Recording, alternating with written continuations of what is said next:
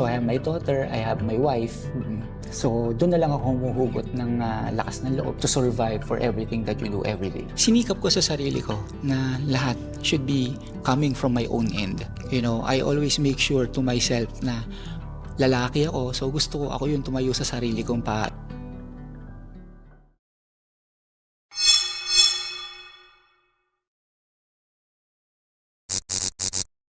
Hi guys, this is Trent Lee and I'm your host, Jack. And today kasama natin si Sir na mag-share sa atin ng kanyang experience from college hanggang ngayon na sobrang successful na po siyang BA. Hi, my name is Mark Anthony Wagan. I'm 44. I live in Santa Rosa, Laguna. I'm a corporate worker back in 2005 and then until 2012. And then in 2012, I started freelancing hanggang ngayon. So 2025. So I'm still in the freelancing world. Sir, nalaman po namin recently nung nag-briefing po tayo na grabe yung naging grabe yung naging transition niyo from corporate hanggang sa VA world. Can you Yes. kind of give us parang bigyan niyo po kami ng overview yung journey po ninyo? So 2005, gumraduate ako ng college. Tapos nag-apply ako sa corporate. Mass comm din po kayo, no? Yes, I Pare-parehas po graduated tayo. Bachelor in Science and Mass Communication, major in Marketing sa Dominican College sa Balibago, Santa Rosa. So when I graduated, nag-apply ako ng trabaho. My first job was in a call center, BPO. So Parlan Systems Incorporated, EPLDT. So doon ako una nagtrabaho. And then to make the long story short, I have a couple of jobs as well. So naging insurance agent ako, naging office staff din ako.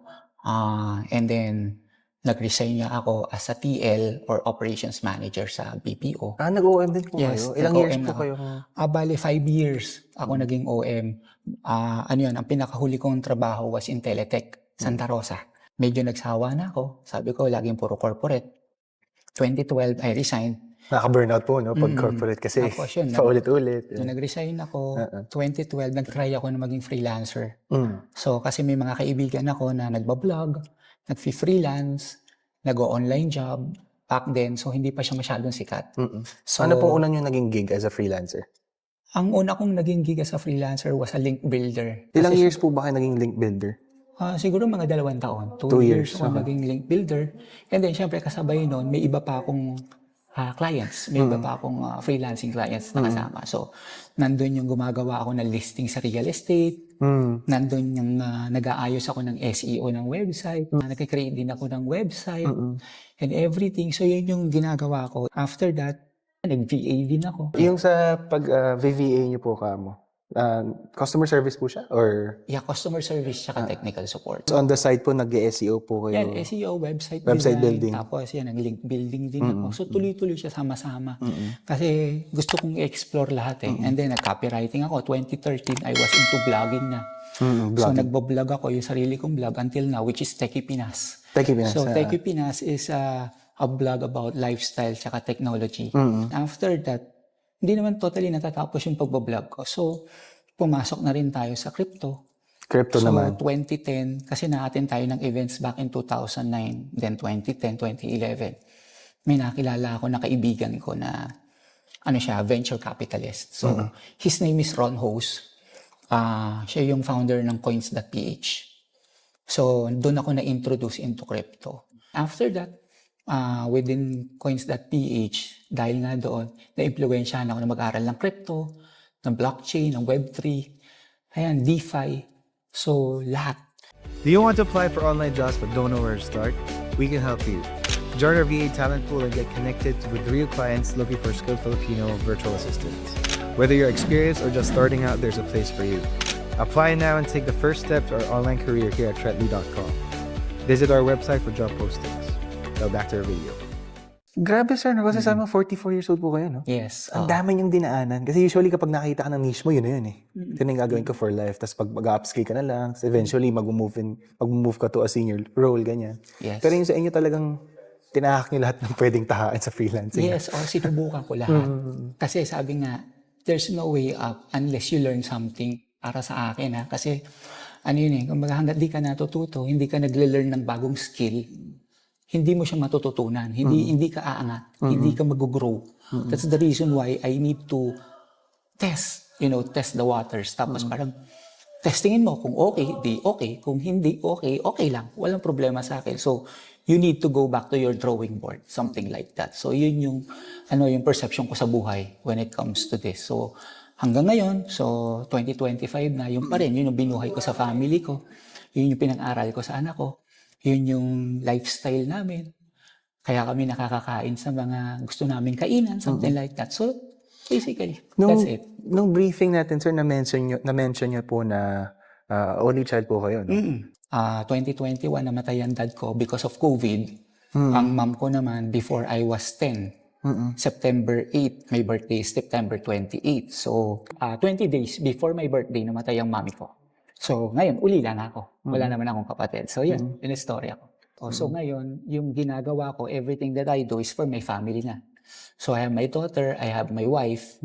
So, doon na lang ako humuhugot ng lakas ng loob, tsaka yung experience, yung sabihin natin na empowerment sa sarili mo. For you to move on, to go on, to look for clients, to survive for everything that you do every day. Yung wife nyo rin po ba? Nag-VA din po siya? Or? Hindi. Ano siya, before she was into online selling and also ESL. Nagtuturo siya online ng mga bata English, na English as a second language. Siya mga Chinese, Vietnamese, sa mga Korean. Ganun. Kamusta naman, sir, yung lifestyle nyo ngayon kumpara sa dati na nagko-corporate ka? Actually, malaki. Kasi when you are into freelancing, biglaan dito. Everything is biglaan. So, may time na biglang mawawala yung client mo kasi sasabihin medyo ka po sa budget or mag-e-end yung project kasi hindi kumikita si project, isasara si project. Merong time na minsan kailangan alam mo yun, i-transition ka into a much different part or role na medyo mababa yung kita. Opo. So, yun naman ang gagawin nila sa'yo. So, dito, everything is biglaan. So, kailangan may ipon ka, kailangan may emergency fund ka, kailangan may insurance ka. So, kailangan lahat sigurado. And you need to take everything in consideration bago mo siya kunin. So, like for example, kukuha ka ng isang mamahaling cellphone, gano'n ka kasigurado na bukas Kaya mo yung bayaran. client mo nandyan pa, di ba? So, kung kaya mo siyang i-cash mo siya. Huwag mo siyang gawing installment. Kasi, sooner or later, ma-appreciate mo na kapag cash, mas masarap pala. Yeah, when you get a car, wag mo siyang gawing installment. Kasi hindi mo alam, baka mamaya yung client mo na nagbabayad ng car mo monthly, biglang mawala. Kasi let's say, matapos yung project, or medyo kapusin sa pera si client, so hindi mo naman siya masisisi. When you get a house, same thing. So, ako ngayon, so far, so good. Everything is technically going my way, shall I say. Na-mention nyo nga, sir, last time nung nag-briefing tayo na bumili kayo ng house tsaka ng car na cash upfront. Cash. Oo. So I bought a car, I bought a house, cash. So 2021 ko binili yung bahay ko. Tapos back in 2023 ko binili yung kotse ko. Na brand new din, cash. Suzuki Espresso. Tapos yung bahay ko, I got it in Calamba. Sa Palo Alto sa Calamba. So, nasa loob siya ng subdivision. Hindi naman siya ganun kalaki. It's like more of, what do you call this? An up and down house na pwede sa amin tatlo. Tatlo po kasi. Parang it's like a retiring house for me and my wife. Pag medyo matanda na kami, hindi na namin kaya na umakyat baba ng hagdan or medyo malaking bahay, nandun na lang kami. Doon kami magre-retire. So, basically, that's it. Yun yung maganda doon. Kasi ito before, hindi mo magagawa pag nasa office ka or BPO. I mean, I don't discourage you to be in the office or BPO or in the bank or an office job. Pero, try to explore. Alam mo yun, mag-jump ka kung kailangan. I mean, marami rin kasi ako naririnig na ito lang kasi yung pinagkakakitaan ko, ito lang yung alam ko. Talagang takot po sila mag-take ng So risk. ito lang yung alam ko. So like for example, hindi naman natin nilalahat, hindi naman natin minamasama kung yun lang talagang alam nila. Pero what I'm suggesting is definitely you need to explore more. May internet naman, may Google naman, libre naman ang mag-search. Alam mo yun, kumbaga parang sabi nga ngayon sa panahon ngayon, if you were born poor, it's not your fault. I think I think this message came from Bill Gates yata. So if you die poor, it's your fault already. So Yun lang yun sa akin. So, don't be afraid. Subukan mo. Malay mo. 'Di ba? Pakasakali. It's a good thing. You know? Speaking of social media and YouTube, sir, tsaka yung self-learning, kasi baka isipin ng mga viewers natin, ay, kaya niya lang nasasabi yan kasi meron siyang pera, may resources siya. Can you share, sir, yung share niyo po sa amin na lahat ng natutunan niyo, Oo. self-taught, kayo lang po nag-aral? Actually, ako, hindi naman kami kayaman ng pamilya. I mean, my dad was an engineer. Yes, my mom, my second mom, yung pangalawang asawa ng tatay ko is an accountant. Yung first mom ko, housewife. So, ako naman, hindi naman ako katulad ng iba na hingi dito, hingi doon, you know. Sinikap ko sa sarili ko na lahat should be coming from my own end. Na yung anak ko nga, nagkasakit. Nung nag-jump ako rito sa pagiging freelancer. Bago pa lang ako nun. 2013. So, kaka-resign nyo lang po galing BPO po? OM po kayo? Oo, yung mga nagsisimula pa lang, bago pa lang. Ano po nangyari? Siyempre, wala ka na HMO. Wala. So, nagkaroon ng pneumonia yung anak ko. Na-diagnose siya na may pneumonia, mild pneumonia lang naman. So, kailangan sugod sa ospital. Wala ako nun. Wala. So, misis ko, wala pa nun. Hindi pa rin nag-i-start sa pagtuturo and everything. So, humingi lang ako ng tulong, nangutang ako. Even with when yung mga close friends ko, nilapitan ko. Tito ko, tita ko. Hindi ako humihingi talaga sa mami at daddy ko kasi nahihiya ako. So, nalaman na lang nila na upa-hospital ko na. Tapos, lumapit ako sa kaibigan naming counselor na meron palang tinatawag ang government na NBB, No Balance Billing. So, tinanong ko kung paano siya maasikaso and everything. Awa ng Diyos, to make the long story short, naasikaso ko siya, naayos ko siya, and then wala akong binayaran. Tapos yung mga gamot na binayaran ko, coming from the utang, binalik sa akin yung pera. So nabayaran ko yung utang ko. And then that's the time na nagsisimula pa lang ako mag-freelance. So hindi ako galing sa mayamang pamilya. Hindi rin ako galing sa sobrang rangyang pamilya. You know, I always make sure to myself na lalaki ako, so gusto ko ako yung tumayo sa sarili kong paa. And then Iba talaga yung pressure natin sa sarili natin. Yeah, as tsaka men, siguro iba tayo ng age or generation. So, siguro pinalakas kami ng panahon na pinapalo ako ng nanay ko. Pinadadapa ako ng tatay ko.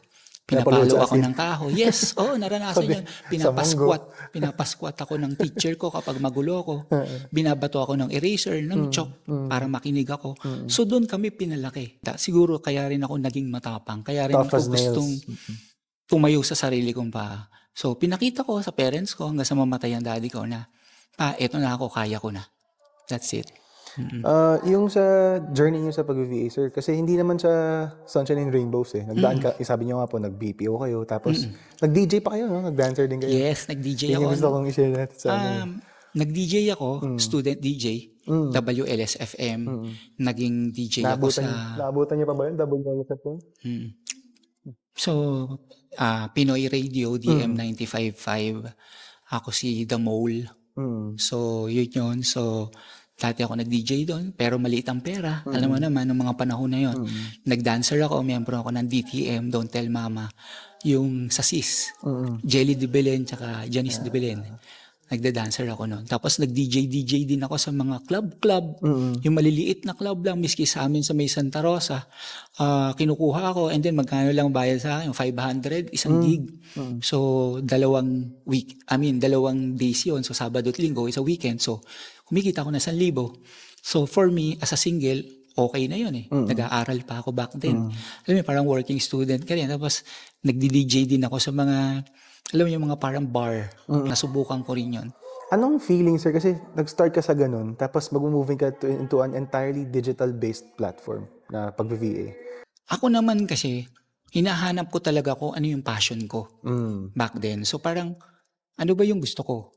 So, simula nung lumabas tong sila Friendster, sila MySpace.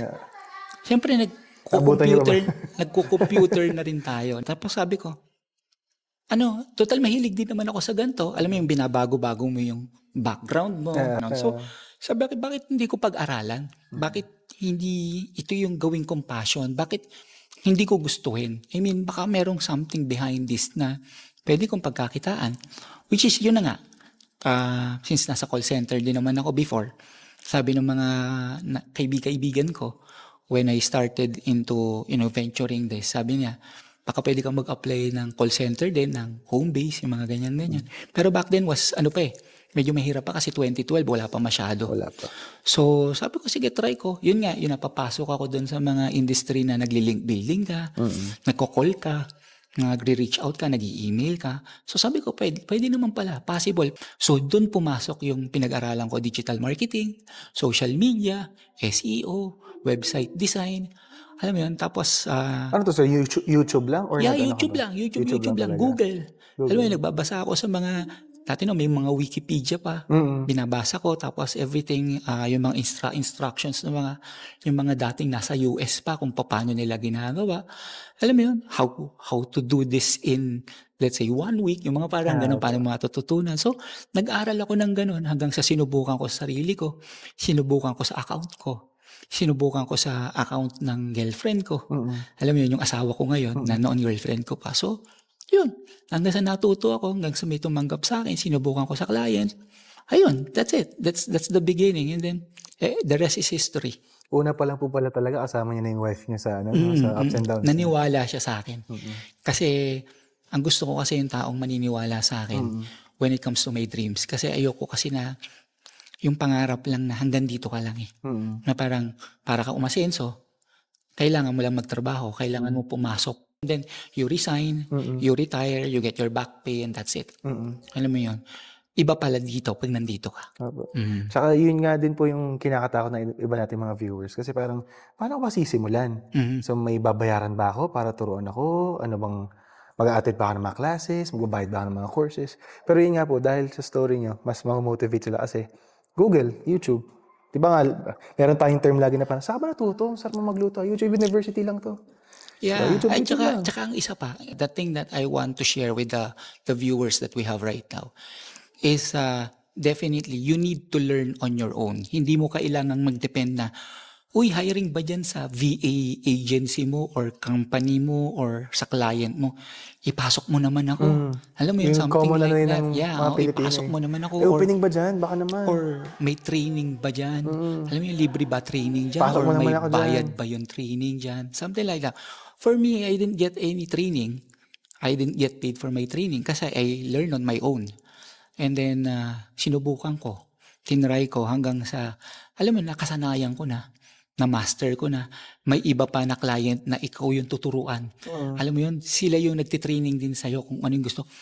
I was able to go overseas because Talaga meron po? akong Saan country po? Vietnam. Vietnam. Nakapunta ako ng Vietnam. Ano pong work I mo mean, doon? nakapunta ako ng overseas back then nung wala pa akong client. Pero with this being a VA or being a freelancer, nakapunta ako ng Vietnam nang dahil doon sa client ko na yun. So, ang ginawa niya, tinipon niya kami lahat kasi remote kami lahat eh. So, coming from Singapore, coming from Philippines, coming from Malaysia, iba-iba kami. Dinala kami lahat sa Vietnam. Para ma-meet niya po kayo in person. Sagot ang ticket, sagot yung Saya. co-working space na tinuluyan namin, yung hotel. Sana si Tapos Trinity doon din. niya kami tinuruan. Sana si Trinity din. Hopefully. Alam mo yun, hopefully. Ano masasabi niyo sa'yo parang biggest change kumpara nung nasa corporate ka pa lang, sa ngayon na parang established ka na, may sarili ka na mga programs, ganyan, may mga clients kang... I mean, number one, hawak mo yung oras mo. That's the number one thing. Freedom. Yung freedom, yun yung wala sa corporate eh. Kasi pag pumasok ka sa corporate, 9 to 5, hindi ka pwedeng lumabas at umattend ng event sa isang vlogging invite sa'yo na, alam mo yun, kasi vlogger nga ako, so you need to tell them na, uy, lalabas muna ako, cover ko yung event. Hindi pwede yun. Unlike with this, you doing freelancing, at any time, at any point, pwede ka magtrabaho. Anytime, any point, pwede mong i-cover yung isang event. Pwede kang lumabas. Pwede kang pumunta sa isang lugar. You can explore places. Pwede kang magbakasyon habang nagtatrabaho. That's the very big difference when it comes to the corporate. Tsaka, itong ginagawa ko. Tsaka financially talagang mas mas... Yeah, mas stable, Mas sabihin stable. natin. Medyo mas malaki. Kasi, hindi ka nakatali sa isang Sa isang company lang. or let's say sa isang boss. I don't have a boss. I only have a client. Sabi ko nga doon sa isa na nagtanong sa akin before. Kasi usual yung mga tanong nila pag nag-change sila ngayon sa work from home. Ina-apply pa rin nila yung old practices Apo. ng nasa office. So for example, tinanong niya ako, kumbaga parang, kumusta yung pakikisama ng boss mo? Sabi ko, for you being a freelancer, kumusta yung pakikisama ng boss mo? So I said, I don't have no boss. I have no boss. I don't have any, commitments with any company. Kasi wala naman akong ID dyan. I'm not an employee. Sabi ko, I'm a freelancer. I'm a consultant. I usually do based on the project. So, hindi ako tali sa kanila. Pwede akong lumabas, pwede kong umalis anytime na gusto ko. Pwede kong gawin yung trabaho ko sa kanila anytime na gusto ko. Basta nagagawa mo lang po Yes. talaga siya. No? Kasi ano yan eh. And then at the same time, tinatanong sa akin dati noon, how much is your per hour? Sabi ko, I'm not paid by the hour. I'm paid by my experience. So by pagdatapos yun na po yung project, doon lang po kayo nagpapabayad. Yes. And then at the same time, syempre, yung oras kasi, iba-iba yan eh. Especially when it comes to digital marketing or social media management. Hindi naman kailangan 8 oras nakaupo ka dyan. What if kung nagawa ko na yung graphics, nagawa ko na yung copywriting, nagawa ko na yung schedule for 1 month. So, hindi ko na kailangan umupo 8 hours para magbantay dyan. And then at the same time, syempre, kung may susunod pa, pagagawa siya, gagawin ko na. Pero, syempre, yung bayad ko, hindi na per hour. Should be fixed. It's like a month, ganito. Usapan natin. Kasi, natapos ko na siya eh. I mean, ano pang gagawin ko na nakatanga ako dyan every day? You know, something like that. So, yun. So bukod po sa quality of life, sir, ano pong masasabi niyo parang pinakamalaking achievement niyo so far? I got my first million when I was 39 years old. 39 years old. Because of being a freelancer, or shall I say, ano ba ngayon? VA.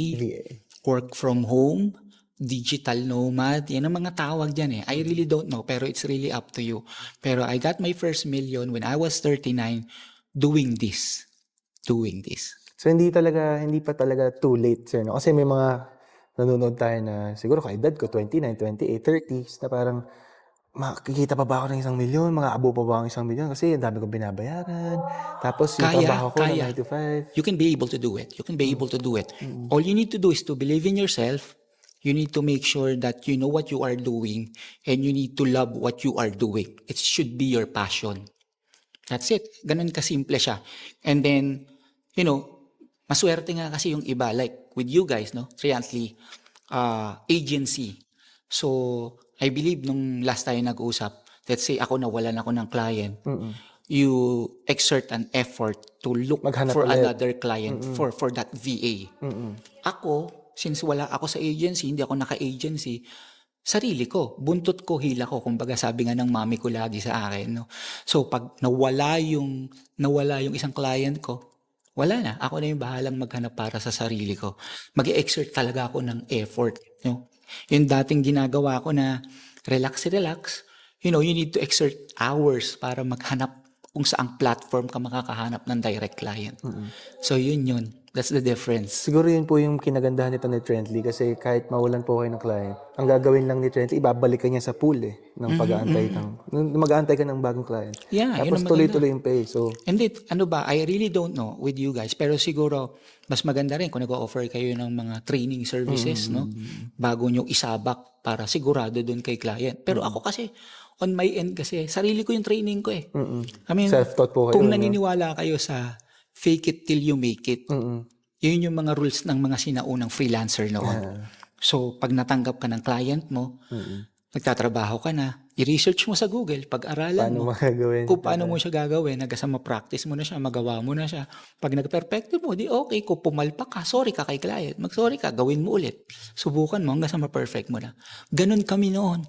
Unlike kayo, may mga agency na kayo, may mga YouTube na kayo mapag-aaralan. I mean, there's a lot of things. May access na po sa lahat. Platform na kayo na pinupuntahan where you can be able to certify yourself. No? Kami noon, wala pa eh. Wala kaming ganun. So, swerte. Swerte yung mga bago. Ang dami niyong napasukan sa freelancing world, sir. Ano pong masasabi niyo parang niche niyo ngayon? Kasi na-try niyo yung sa crypto, sa link building, website building, SEO. Pinaka-paborito kong niche ngayon, digital marketing, social media management. Last lang, sir. Ano pong advice yung mabibigay niyo dun sa mga aspiring VAs natin, aspiring freelancers na, yun nga po, takot na iwan yung day job nila, takot mag-venture sa freelancing world? Well, sa akin, eto hindi sa pagpo-promote sa inyo pero try Triantly. Kasi VA agency to eh. No, you need to be right now for the new freelancers, lalo na yung mga sabihin natin yung mga Gen Alpha na yun nga sabihin natin snowflake generation, takot. So you need to have something that can be able to catch your back just in case you fall. So yan, hanap kayo ng mga agency, VA agency like you guys with Riantly. Tapos kung talagang matapang kayo, subukan nyo yung path ko. Kayo sa sarili nyo yung maghanap. Meron sa LinkedIn, meron sa Facebook, yung mga groups ng mga digital nomad, social media manager, or I really don't know kung ano gusto nyo, copywriter, editor, or graphic design, meron dyan. Kayo mag-apply, gawa kayo na sarili nyong portfolio. Tapos, para kayo gumaling, pag-practicean nyo, nanay nyo, tatay nyo, tito nyo, tita nyo, Ang account ganda ng ng portfolio. girlfriend nyo. Alam mo, pag-practicean nyo yun. Alam mo, mami, gawa kita ng graphic, ng mukha mo, or whatever, logo, or I don't know. Yung social media mo, ayusin natin, gawa tayo. Nag-o-online selling si mami mo, tulungan mong gumawa ng website kung marunong kang gumawa. Something like that. So from there, mapapractice mo yung sarili mo. Ano yung parang third person, or sabihin natin another point of view ng tao, makikita mo doon. So kung gumana yun, that's the time. Kaya ko pala. Subukan ko kayo mag-apply sa iba. And then try to speak, learn English, magbasa. Basta masanay kayo na magsalita kayo ng English. Kasi you cannot be able to get foreign clients if you cannot be able to communicate with them. Totoo. Laging puro Tagalog lang kayo. Local client ang makukuha nyo. Hanggang doon lang. Kaya lang the thing is, you cannot be able to express yourself. When you want dollars, you need to be able to speak dollars and express yourself in dollars. Ganun lang siya. So, thank you po, Sir Mark. Thank you rin po. Sure naman ako na maraming ma-inspire sa inyo sa mga nanonood. Thank you so natin. much, Sobrang sir. dami. Salamat po. Kasi ako, Salamat I'm din. inspired. So this has been Trent Lee and I'm your host, Jack. And like this video if you want more of these types of videos. And mali natin, baka kayo na yung next natin interview. Leave a comment, subscribe to our YouTube channel and our TikTok page, Instagram, follow us wherever. And we'll see you in the next one. Peace.